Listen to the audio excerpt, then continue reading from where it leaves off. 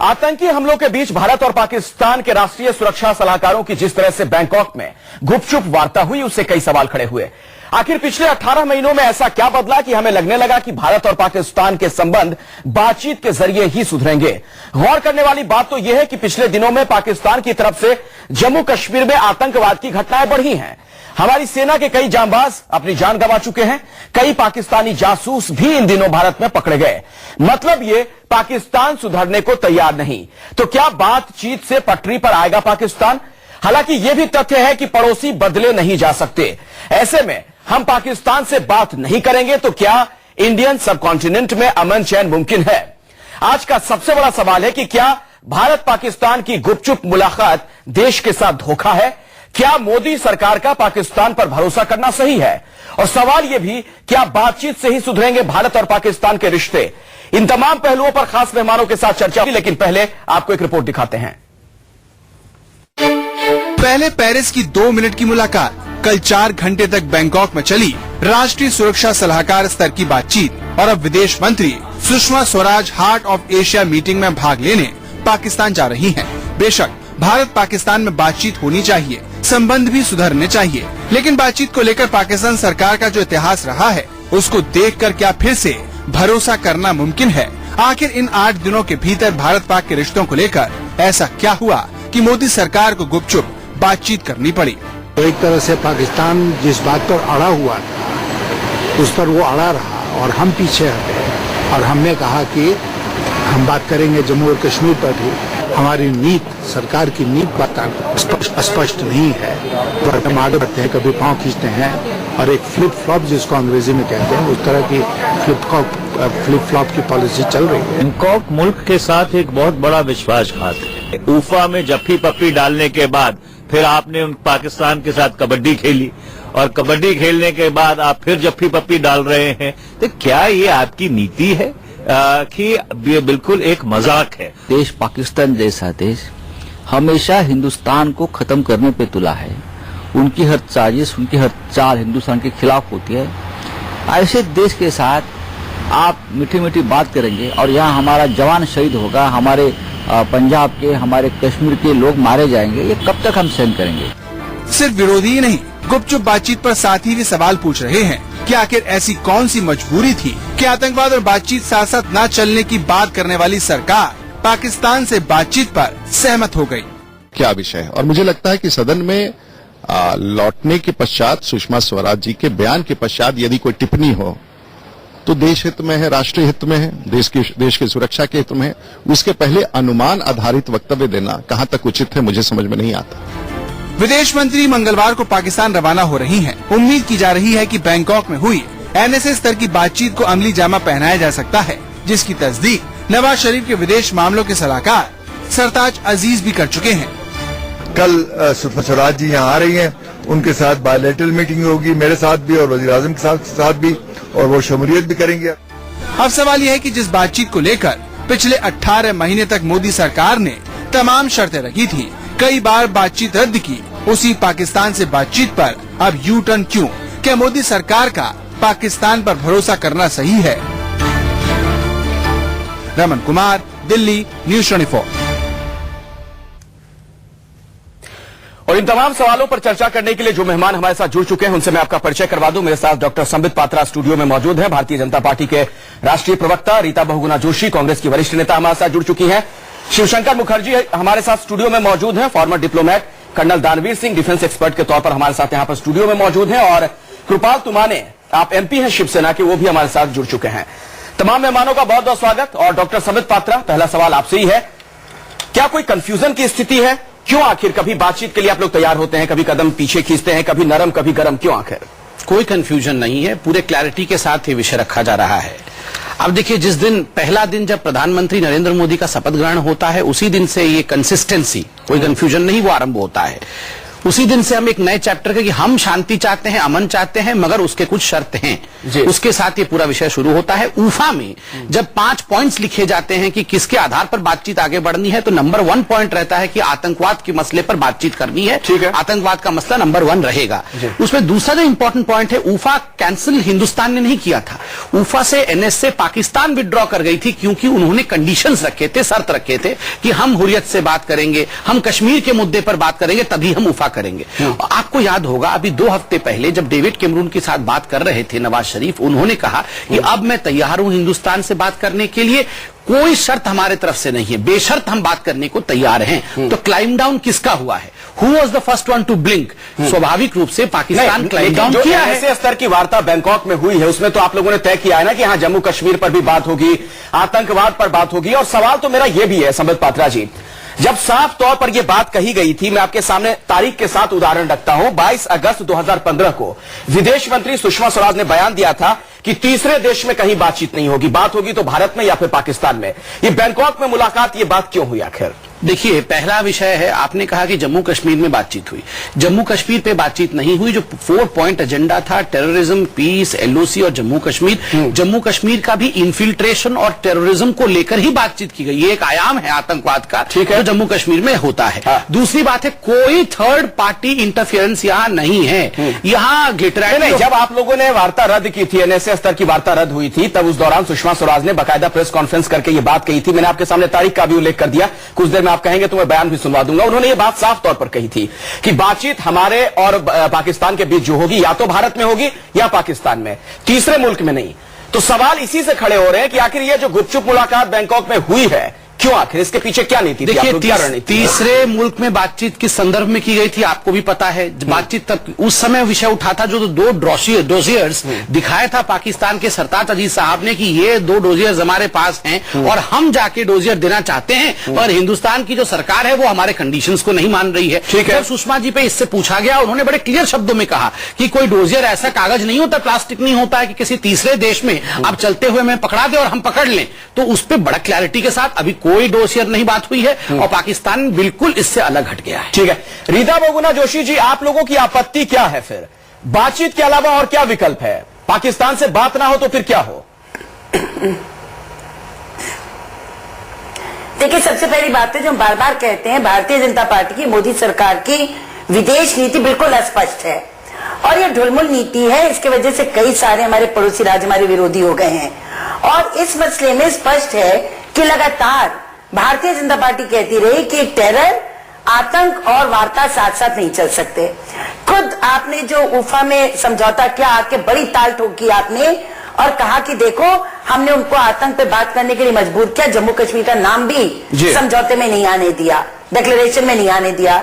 अभी UN के meeting में गई हमारी सुषमा स्वराज जी, और उन्होंने कहा उनके नवाज शरीफ के बोलने के बाद कि कोई 4 पॉइंट एजेंडा नहीं होगा, सिर्फ एक एजेंडा पे बात होगी, वो है टेरर। और अभी पेरिस में जब गुपचुप बात हुई तो यही हमारे प्रवक्ता बैठे हैं संबित पात्रा, कहने लगे आपके किसने कहा कि और कोई बात हुई? वो तो एनवायरमेंट पे बात हो रही होगी, कौन सुन रहा था वहां? ये टालने की कोशिश की। अब पता चल रहा है कि बात क्या हुई।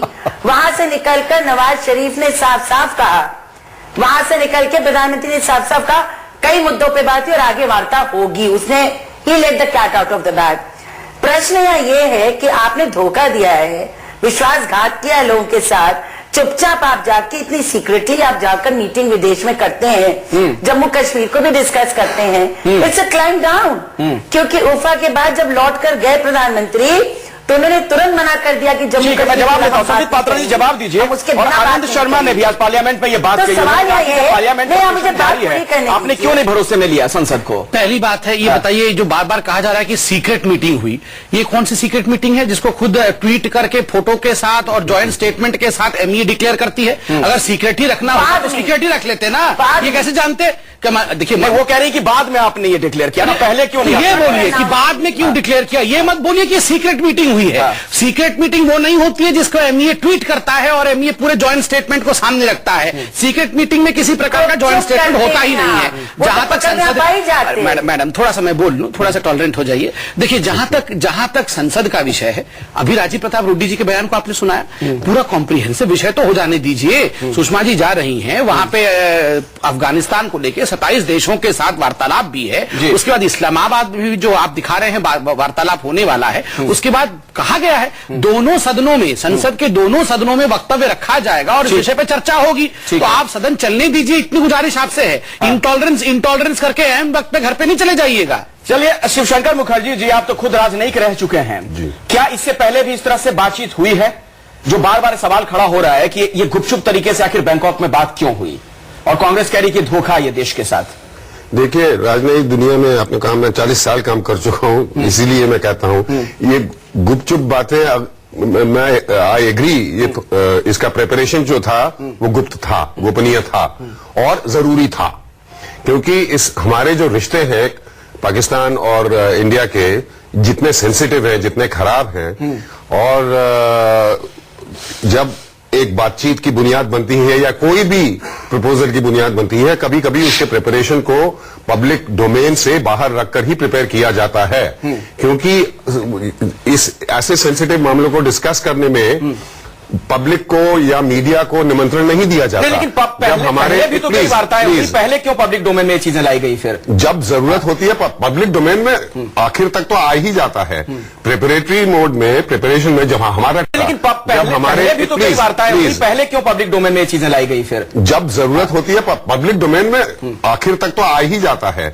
प्रिपरेटरी मोड में, प्रिपरेशन में जब हमारा ट्रैक टू डायलॉग क्या है, ट्रैक टू डायलॉग में क्या हम विजय चौक पर खड़े होकर निमंत्रण देके नहीं करते हैं जी, सही बहुत कुछ होता है डिप्लोमेसी में जो प्रिपरेशन के समय गोपनीयता की जरूरत होती है। नंबर 1। नंबर 2, थर्ड कंट्री में मीटिंग हो गया, इसका कोई माने नहीं है पहले हुआ कि नहीं हुआ। उफा में तो थर्ड कंट्री था, न्यूयॉर्क में मीटिंग होती है, वो भी थर्ड कंट्री है। सुषमा स्वराज ने जो बयान दिया था वो फिर उस वक्त गलत था, बेमानी हुआ होगा। मीडिया लीडिंग क्वेश्चंस पूछती है, उसका जवाब मिलता है। हमें डिप्लोमेसी में एक ही कसौटी पर हम नाप तोल करते हैं इसका, न कि हेडलाइन वर्दी है या हेडलाइन ना वर्दी है, वो भी हम सोचते हैं, हम भी स्पोक्समैन रह चुके हैं, लेकिन मेन चीज है कि राष्ट्रहित के है कि नहीं है। ये एक जजमेंट की बात है। इस समय हमारे सरकार ने जजमेंट लिया है कि हमें ये करना चाहिए, रास्ता खोलना चाहिए। हमने कहा था उफा के बाद कि सिर्फ टेरर डिस्कस करेंगे, लेकिन वो उस कॉन्टेक्स्ट में था। अब हम ये करेंगे, और मेरा राय ये है कि उन्होंने ये जजमेंट लिया है। हम कह नहीं सकते कि ये सफल होगा कि नहीं, ये भरोसे पे कर रहे हैं यहाँ कि नहीं, भरोसे की बात नहीं है, लेकिन मैं अपना जजमेंट जो है सस्पेंड करता हूं। मैं ये देखना चाहता हूं इसका नतीजा क्या निकलता है। ठीक है, आपको इसके नतीजों का इंतजार है, लेकिन दानवीर सिंह जी आप बताइए, आप डिफेंस एक्सपर्ट भी हैं, क्या हालात ऐसे बदल गए भारत में कि हम अब बातचीत करने के लिए जो तैयार हुए हैं इस तरीके से? आपको लगता है कि वो स्थितियां बिल्कुल मुफीद हो चुकी हैं? आज भी पाकिस्तान की तरफ से नापाक हरकत जारी है। हाल के दिनों में कई पाकिस्तानी जासूस पकड़े गए हिंदुस्तान में। जम्मू कश्मीर में अनंतनाग में क्या हुआ अभी हाल में, वो भी आपने देखा है। अभी भी हमारे सेना के जवान जो हैं शहीद हो रहे हैं। देखिए, उफा से लेके बात चले तो हमारी बात हुई थी कि हम सिर्फ टेरर पे बात करेंगे, एनएसए लेवल की बात होगी पहले, फिर फॉरेन सेक्रेटरी लेवल की बात होगी। लेकिन अब बैंकॉक में हम दोनों, फॉरेन सेक्रेटरी, एनएसए दोनों जाके मिले आए।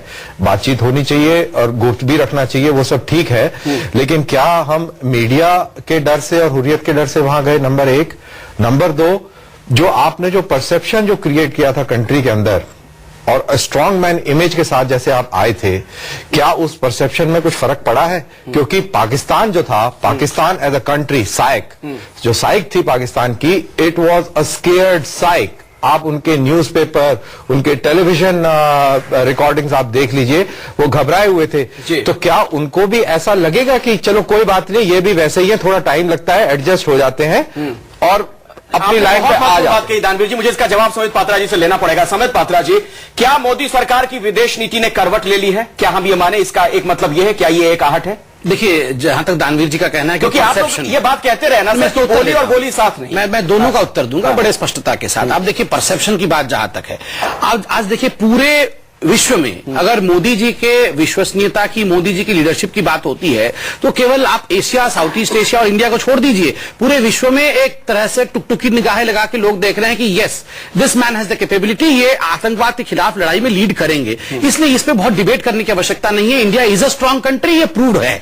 दूसरी बात, जहां तक कि पाकिस्तान का स्केर्ड साइकी का विषय है, मैं आपको याद दिलाता हूं, हाल फिलहाल में जब अमेरिका मोदी जी भी गए थे और यूएन के लिए नवाज शरीफ भी गए थे, आपको याद होगा खुद उन नवाज शरीफ के पाकिस्तान के जो पत्रकार थे वही इंगित कर रहे थे नवाज शरीफ को कि ये देखिए मोदी जी को, ये who is who of the world से मिल रहे हैं और आप यहां के किराना दुकान के मालिकों से मिल रहे हैं। फर्क है कि नहीं? तो ये जो सच्चाई है वो पाकिस्तान के लोग भी जानते हैं और इसी के कारण नवाज शरीफ को यूज करना पड़ा है। देखिए संबित पात्रा जी, बातचीत होनी चाहिए, हर कोई इस बात को कह रहा है, बातचीत के अलावा और कोई विकल्प है नहीं। पाकिस्तान हमारा पड़ोसी मुल्क है, हमारी सीमा लगती है, एक बहुत बड़ी सच्चाई है, भौगोलिक सच्चाई है। मेरा आपसे यह सवाल है, जब बातचीत करनी थी तो फिर ये 18 महीने फिर हमने जाया क्यों किए? देखिए, ये देरी क्यों फिर की? मैं बताता हूं दोनों के डिफरेंस को देखिए। एक कांग्रेस थी जो आउट ऑफ द वे बातचीत करने के चक्कर में शर्मल शेख करके आई थी, ठीक है नहीं? आपको याद है शर्मल शेख करके आज तक हिंदुस्तान का ये बिट्रेयल आज तक नहीं हुआ। मुझे वो शाम याद है जब कांग्रेस शर्मल शेख करके आई थी, प्रधानमंत्री करके आए थे। सुनीता जी बैठिए, पूछिए उनसे, वाटरलू था एग्जैक्टली, उनसे पूछिए कि कांग्रेस ने फरमान जारी किया था कि कोई भी उनका प्रवक्ता उस दिन नहीं जाएगा प्राइम मिनिस्टर को डिफेंड करने के लिए। बॉयकॉट कर गई थी कांग्रेस उस दिन। ये हश्र था उस समय कांग्रेस के डिप्लोमेसी का। क्या अब इस सरकार ने किसी प्रकार का गुफफ किया है? नहीं। दो चीजें इस सरकार ने की है। नंबर 1 कि कभी भी हुर्रियत के साथ आपको बातचीत करने नहीं देंगे। आप अगर बातचीत करना चाहेंगे तो भले आप कह रहे हैं कि बिना शर्त बात हो रही है तो फिर आप बात नहीं करने देंगे, ये कैसे कह सकते हैं? ये शर्त फिर से ले आएंगे कि हमें बात करनी है, पहले भी यही हुआ था। नहीं, ये शर्त उनका था ना कि हम हुर्रियत से बात करेंगे। समित जी, एक छोटी सी बात में देखिए, हमने बात की थी हम टेरर पे बात करेंगे और 4 महीने में 3 महीने में क्या बदली हुआ। आज शायद आपको पता होगा अनंतनाग में कॉन्वॉय के ऊपर एक टेररिस्ट अटैक हुआ जिसमें कुछ इंजर्ड हुए हैं लोग। जाहिर सी बात है वो पाकिस्तान सपोर्टेड टेररिस्ट ही थे। 2-3 दिन पहले एक खबर ये भी आ रही थी कि लश्कर तौयबा प्लान कर रही है प्राइम मिनिस्टर मोदी और कुछ सीनियर मिनिस्टर्स को टारगेट करने के लिए। तो इसका मतलब यह है कि वहां पे वो टेरर का जो तंत्र है वो बिल्कुल बरकरार है, उनकी जो टेरर पॉलिसी है उसमें कोई चेंज नहीं है। तो हम किस प्रेशर के नीचे आके हमें ये क्या दोनों शरीफ अमेरिका गए थे और जो वहां से जो एडवाइस ओबामा ने दिया और जो टोनी इसने कैमरून ने दिया, क्या उसका हम पे कोई फर्क? कोई अंतर्राष्ट्रीय दबाव है क्या? शायद ये पूछना चाह रहे हैं। नहीं, मैं उसको एक अलग तरीके से रखना चाहूंगा। मुझे लगता है कि हम एक डेमोक्रेटिक डिस्पेंसेशन है, तो स्वाभाविक रूप से डेमोक्रेटिक डिस्पेंसेशन का एक लोकतांत्रिक तरीका एंगेज करने का होता है।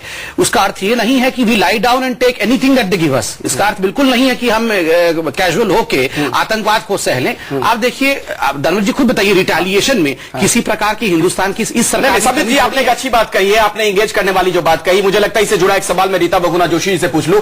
रीता जी, ये सबको पता है कि पाकिस्तान एक गैर जिम्मेदार मुल्क है, अगर उसे हम बातचीत में इंगेज ना करें तो फिर क्या करें? क्या हम उसे छोड़ दें वैसे ही जो कुछ कर रहा है पाकिस्तान? क्या ये एक विकल्प है?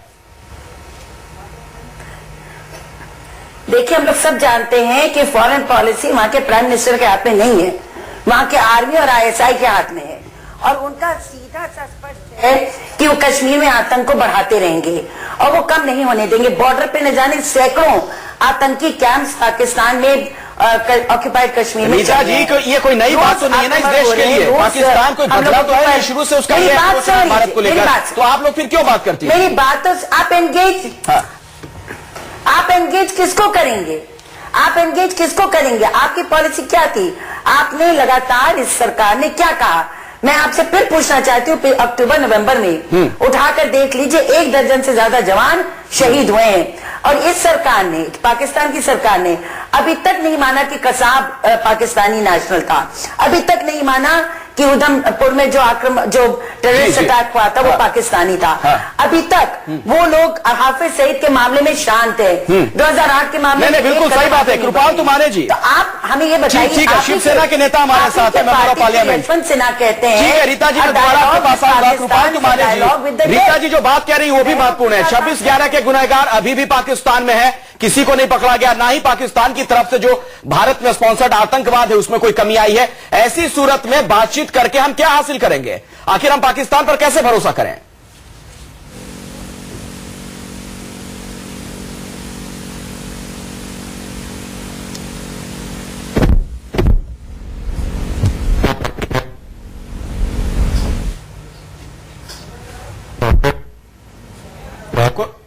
कोई दिक्कत है, कुछ टेक्निकल प्रॉब्लम है, मैं दोबारा आपके पास आने की कोशिश करूंगा। सब यही सवाल अब आपसे है, कैसे एकाएक भरोसा हो गया पाकिस्तान पर आप लोगों का? बिल्कुल एकाएक भरोसा नहीं हुआ है, और ऐसा भी कहना गलत है कि भरोसा हुआ है।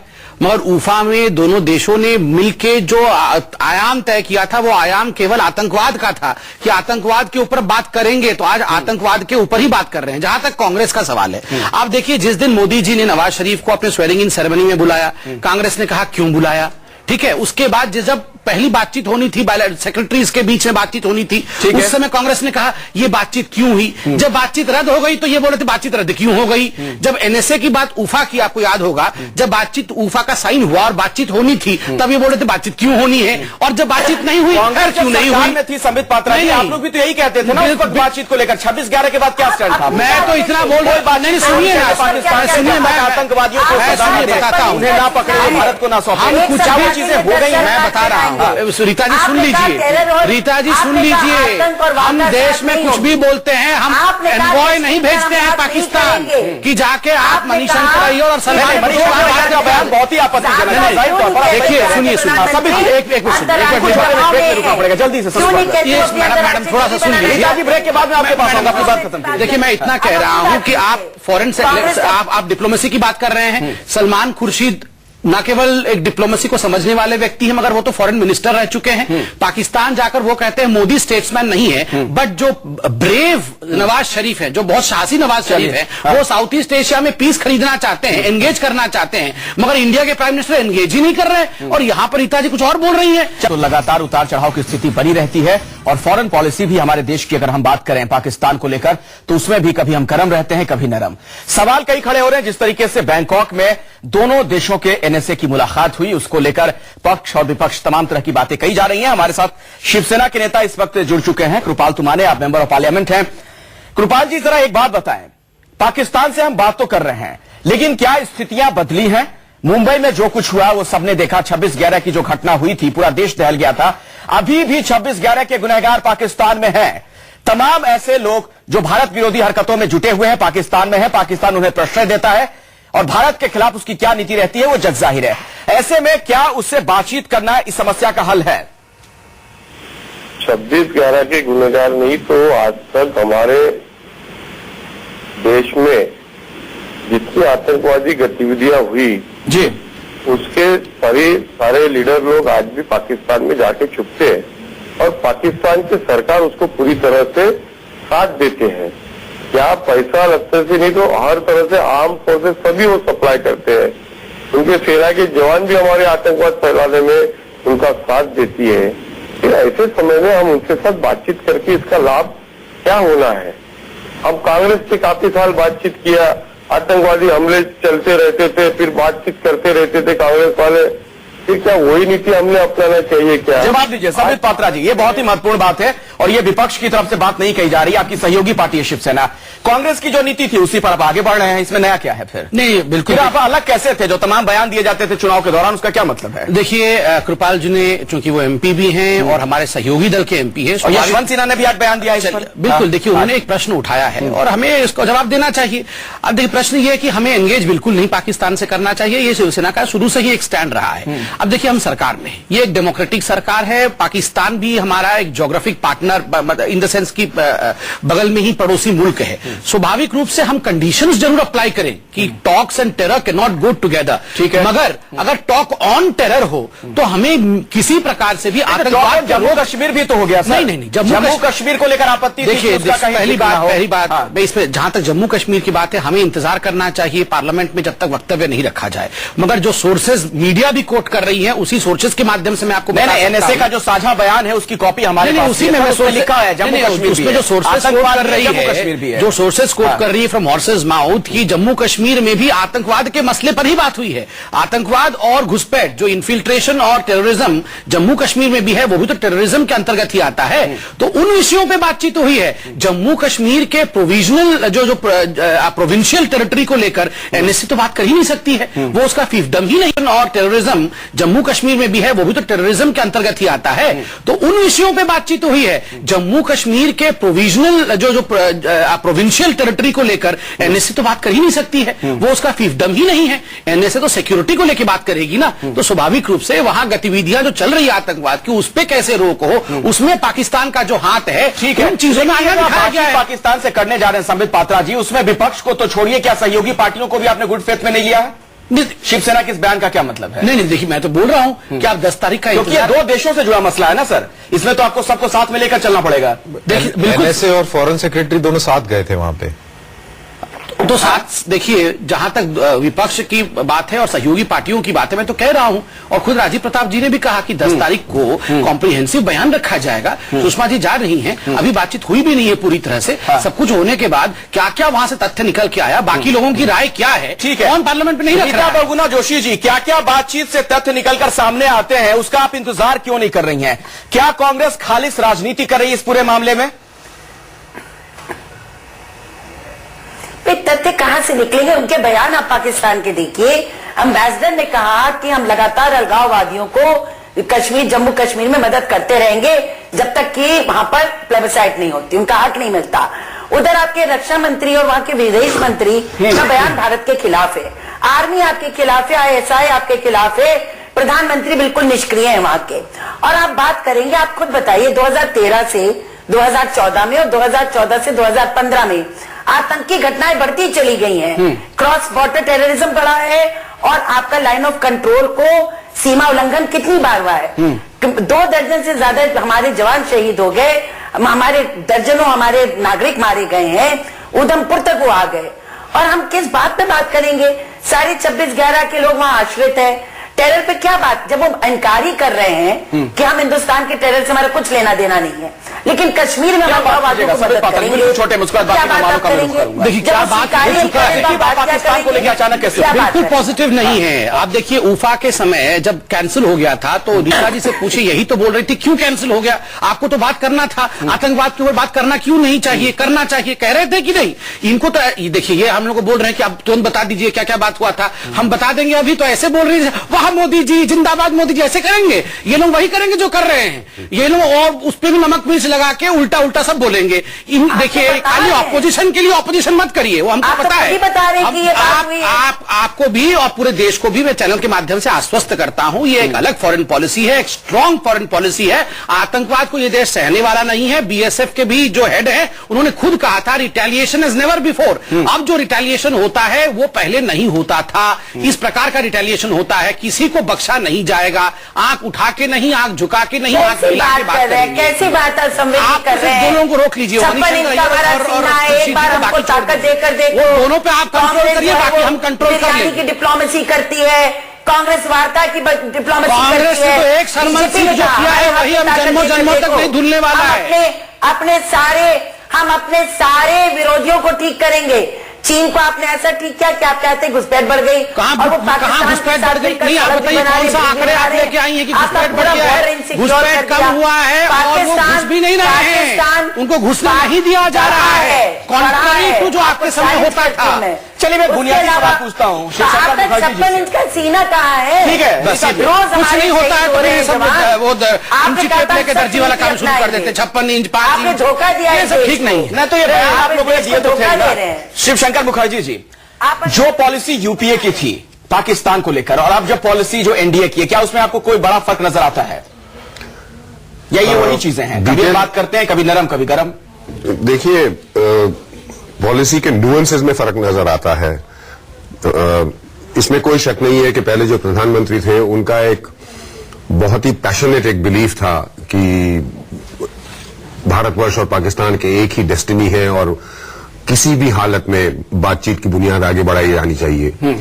और उसमें ये शर्मा शेख की जो बात हुई है ये बिल्कुल सही है कि it was a diplomatic disaster, क्योंकि उसमें जो ड्राफ्ट जो जॉइंट स्टेटमेंट आखिर में जो निकला था वो बिल्कुल गलत था और हमारे हित में नहीं था। और मैं तो फिर से दोहराता हूं कि डिप्लोमेसी, बाकी चीज भी, बाकी सब्जेक्ट्स भी, डोमेस्टिक पॉलिसी भी, लेकिन डिप्लोमेसी जो हमारी फॉरेन पॉलिसी जो है उसका एक ही लक्ष्य होता है, परस्यूट ऑफ नेशनल इंटरेस्ट, राष्ट्रीय हित। आपने कश्मीर की बात उठाई, हमने, भारतवर्ष ने कभी भी इनकार नहीं किया है डिस्कशन ऑन कश्मीर जब से कंपोजिट डायलॉग शुरू हुआ है। उफा का जो कंट्रोवर्सी चल गया था, it was a deliberate controversy from the Pakistani side, जिसका हमने भी उसी तरह से जवाब दिया कि प्रीएम्बल में ये है। बेसिकली दोनों साइड के डोमेस्टिक ओपिनियन ने इतना कठोर कर पाकिस्तान में आर्मी ने रोक दिया, हमारे तरफ से public opinion was also a little mixed up. Anyway that talk those talks fell down. इसका मतलब ये नहीं है कि हमने अपने को एक कैवियट लगा दिया है कि हम ये कभी नहीं करेंगे या ये करते रहेंगे।